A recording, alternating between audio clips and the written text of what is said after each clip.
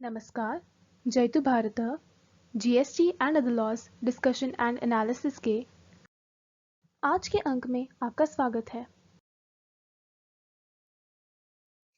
1 फरवरी को वित्त मंत्री बजट प्रस्तुत करेंगे। बजट से संबंधित भारतीय संविधान में क्या प्रावधान हैं, उसके बारे में देख लेते हैं। बजट पुराने इंग्लिश वर्ड बजट पर से आया हुआ है, जिसका स्पेलिंग था BOUGETTE, जिसका अर्थ होता था पाउच या बैग, जिसमें से चांसलर ऑफ एक्सचेकर सरकार के आगामी वर्ष के लिए जो भी फाइनेंशियल स्कीम होती थी उसके पेपर्स निकालकर पार्लियामेंट के समक्ष रखते थे। अब इस बजट शब्द का अर्थ सैक या बैग नहीं होता है, लेकिन जो बजट के पेपर्स होते हैं उन पेपर से ही संबंधित बजट का अर्थ होता है। फाइनेंशियल प्रोविजंस आगामी वर्ष के लिए क्या प्रस्तुत कर रहे हैं वित्त मंत्री, उसे ही बजट कहते हैं। आर्टिकल 112 के अनुसार राष्ट्रपति महोदय संसद के दोनों सदनों के समक्ष हर फाइनेंशियल ईयर के लिए एक एस्टिमेटेड रिसिप्ट्स एंड एक्सपेंडिचर का स्टेटमेंट रखवाएंगे, जिसे एनुअल फाइनेंशियल स्टेटमेंट कहा जाएगा। अब जो यह अनुमानित या एस्टिमेटेड रिसिप्ट एंड एक्सपेंडिचर का स्टेटमेंट है, उसमें से एक्सपेंडिचर का जो एस्टिमेट है उसको किस प्रकार से प्रस्तुत करना है यह भी दर्शाया गया है। उसमें यह बताया गया है कि जो expenditure charged upon the consolidated fund of India है उनको अलग से बताना है, और अन्य एक्सपेंडिचर जो कंसोलिडेटेड फंड ऑफ इंडिया में से करना है उसे अलग से बताना है। कंसोलिडेटेड फंड ऑफ इंडिया के बारे में मैं अलग से वीडियो बना चुका हूं। जितना भी सरकार का राजस्व इत्यादि होता है वह एक कंसोलिडेटेड फंड ऑफ इंडिया में ही जाता है। तो जो expenditure charged upon the consolidated fund of India है उसका क्या महत्व है वह भी मैं आगे बताऊंगा। वह अलग से बताना है, और अन्य खर्चे जो कंसोलिडेटेड फंड ऑफ इंडिया में से किए जाने वह अलग से बताने हैं। तथा जो भी एक्सपेंडिचर है उनमें से रेवेन्यू एक्सपेंडिचर अर्थात जो प्रति साल जो एक्सपेंडिचर किए जाने होते हैं जिनमें से आगामी वर्षों के लिए कोई फायदा मिलने वाला नहीं होता है, उन्हें रेवेन्यू एक्सपेंडिचर कहा जाता है। और अन्य एक्सपेंडिचर को भी अलग बताना होगा, उसमें कैपिटल एक्सपेंडिचर भी हो सकते हैं। तो इस प्रकार से एक्सपेंडिचर को अलग अलग भागों में बांटकर दिखाना यह संविधान का निर्देश है। कौन से एक्सपेंडिचर को expenditure charged on the consolidated fund of India माना जाएगा? तो उसमें राष्ट्रपति महोदय के जो भी वेतन भत्ते और उनकी ऑफिस से रिलेटेड एक्सपेंडिचर हैं वह, राज्यसभा के चेयरमैन जो कि उपराष्ट्रपति होते हैं वे, और डेप्यूटी चेयरमैन, लोकसभा के स्पीकर और डेप्यूटी स्पीकर उनकी सैलरीज और अलावेंसेस, गवर्नमेंट ऑफ इंडिया ने जो लोन ली है, उधारी ली है, उनको चुकाने के लिए जो भी आवश्यक खर्चे हों वह, सुप्रीम कोर्ट के जजेस की सैलरीज, अलावेंसेस और पेंशन, सुप्रीम कोर्ट बनने से पहले जो फेडरल कोर्ट थी उसके जजेस का पेंशन, कुछ केसेस के अंदर हाई कोर्ट के जजेस का pension, controller and auditor general of India C&AG उनके सैलरी, अलावेंसेस एंड पेंशन, किसी कोर्ट या आर्बिट्रल ट्राइब्यूनल के जजमेंट, डिक्री या अवार्ड द्वारा कोई भी सम का भुगतान करने के लिए कहा गया हो तो वह रकम, और कोई अन्य खर्चा जो भारत के संविधान द्वारा या संसद के द्वारा पारित कानून से जिसे expenditure charged on the consolidated fund of India कहा गया हो, तो वह इस श्रेणी के अंदर आता है। जो एक्सपेंडिचर से रिलेटेड एस्टिमेट्स हैं, उनको कैसे प्रस्तुत करना है, उसके बारे में यह दर्शाया गया है कि जो expenditure charged upon the consolidated fund of India है, उसे संसद के किसी भी सदन में वोटिंग के लिए नहीं रखा जा सकता, लेकिन उन विषयों पर डिस्कशन किया जा सकता है। अर्थात जो भी expenditure charge upon the consolidated fund of India है, आप उसका महत्व समझ सकते हैं कि संसद के अंदर वोट करके उन एक्सपेंडिचर को नकारा नहीं जा सकता, कम नहीं किया जा सकता। वे expenditure consolidated fund of India में से उनका भुगतान करना ही है, हालांकि उन विषयों पर संसद के किसी भी सदन में डिस्कशन किया जा सकता है। अब जो अन्य एक्सपेंडिचर हैं, जिन्हें expenditure charge upon the consolidated fund of India नहीं कहा गया, उसके अलावा के जो एक्सपेंडिचर्स हैं, उनको लोकसभा के अंदर डिमांड्स फॉर ग्रांट्स के रूप में प्रस्तुत करना पड़ेगा।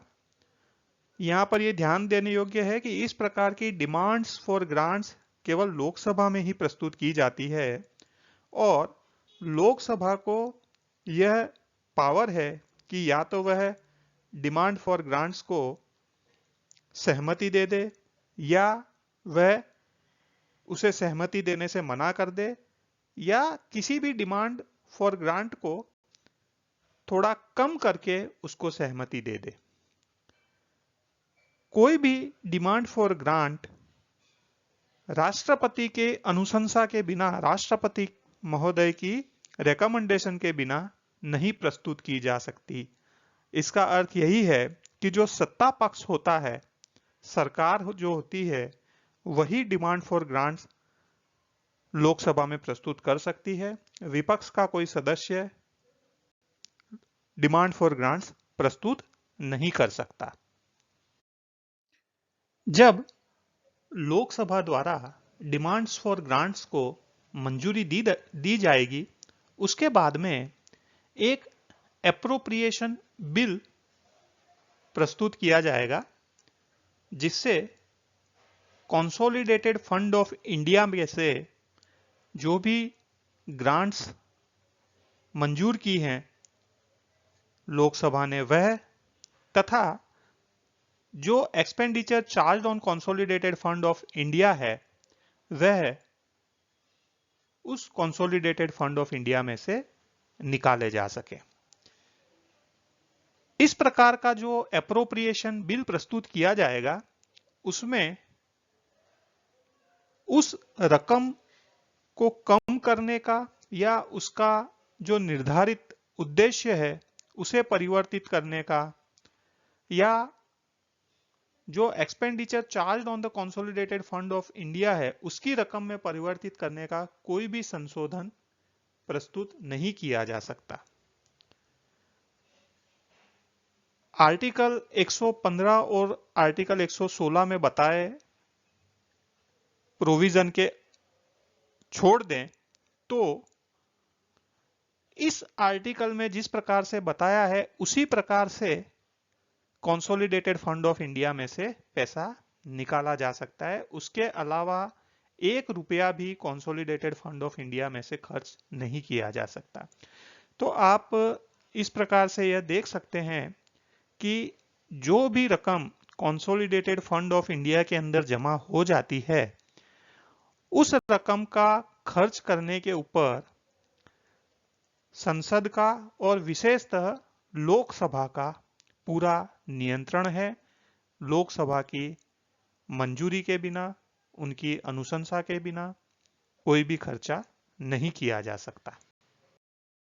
नॉर्मल बजट के समय डिमांड्स फॉर ग्रांट्स प्रस्तुत की जाती है, लेकिन उसके अलावा भी आवश्यकता पड़ने पर सप्लीमेंट्री ग्रांट्स, एडिशनल ग्रांट्स या एक्सेस ग्रांट्स के तहत रकम कंसोलिडेटेड फंड ऑफ इंडिया में से दी जा सकती है। तो यह शब्द भी क्या है, इनका क्या अर्थ है, वह भी जान लेते हैं। यदि किसी वर्ष के दौरान किसी कार्य के लिए, किसी सेवा के लिए जो भी डिमांड्स फॉर ग्रांट्स मंजूर की गई है, वह रकम अपर्याप्त लगती हो या ऐसा लगता हो कि एडिशनल एक्सपेंडिचर किसी नई सर्विस के लिए भी आवश्यक पड़ सकता है, जो एनुअल फाइनेंशियल स्टेटमेंट अर्थात बजट के दौरान जिसका प्रावधान नहीं किया गया हो, तो उस समय सप्लीमेंट्री या एडिशनल ग्रांट्स के लिए प्रस्ताव लाया जा सकता है। इसके अलावा यदि जितना रकम डिमांड फॉर ग्रांट में मंजूर किया गया उससे अधिक रकम का खर्च किया गया हो, तो एक्सेस ग्रांट के लिए भी मंजूरी ली जा सकती है।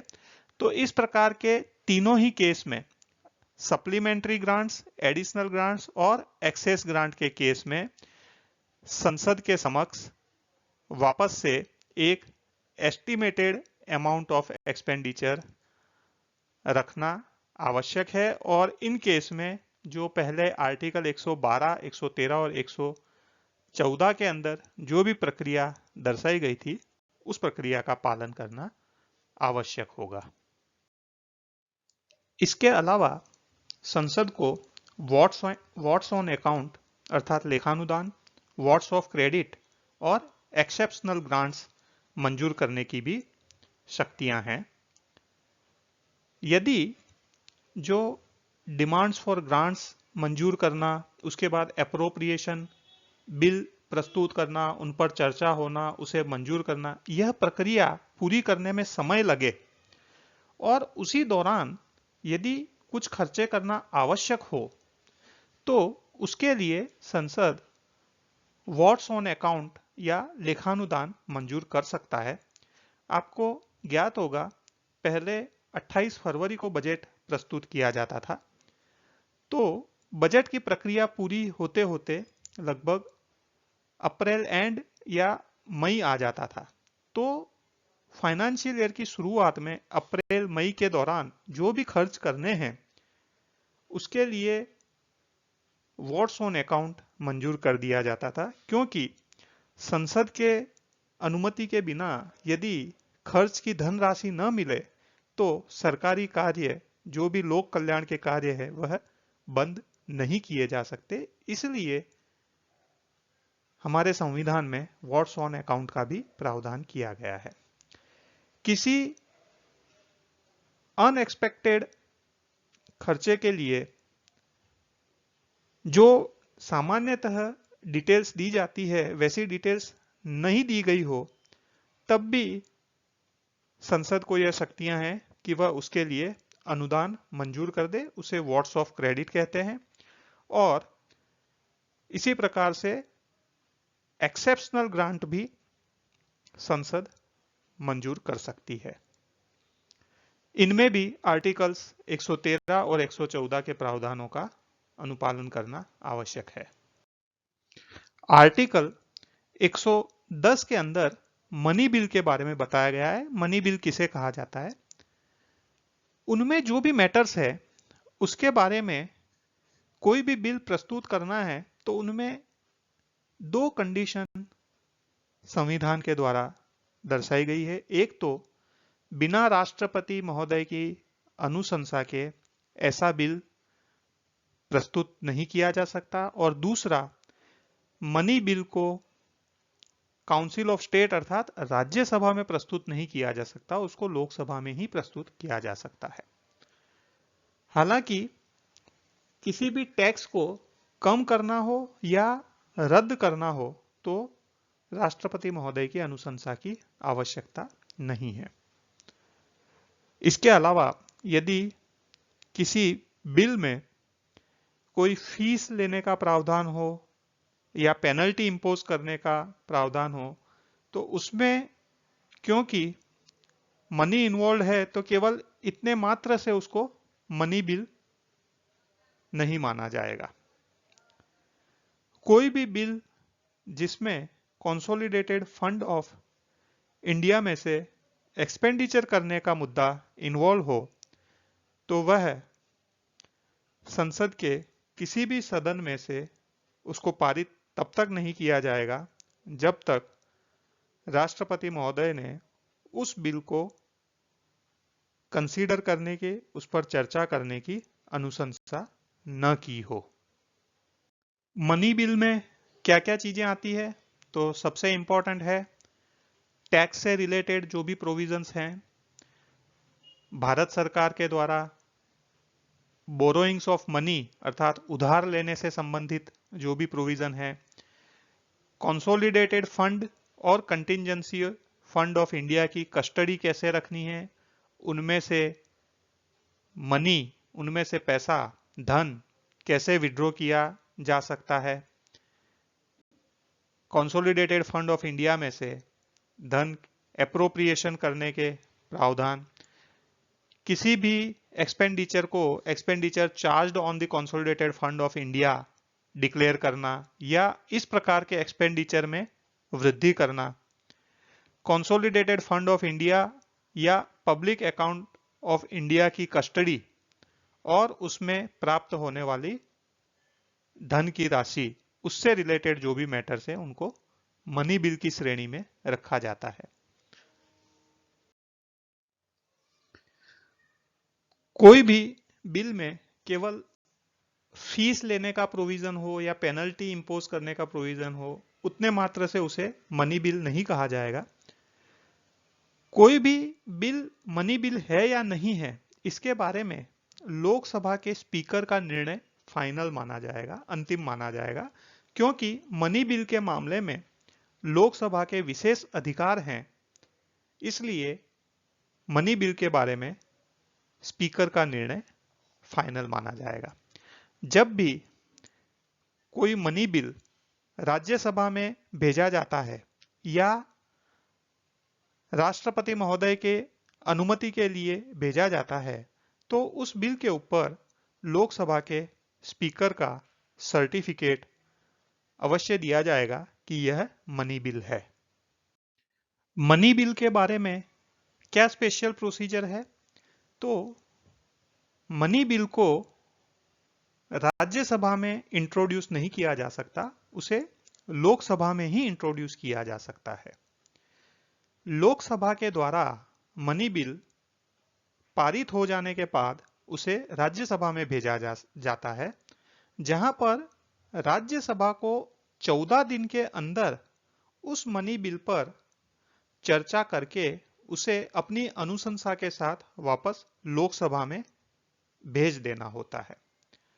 यदि राज्यसभा ने कुछ अमेंडमेंट रेकमेंड किए हैं, उसे लोकसभा मान लेती है, तब तो वह जो भी अमेंडमेंट है उसके साथ में वह मनी बिल दोनों सदनों ने पारित कर दिया है, ऐसा माना जाएगा।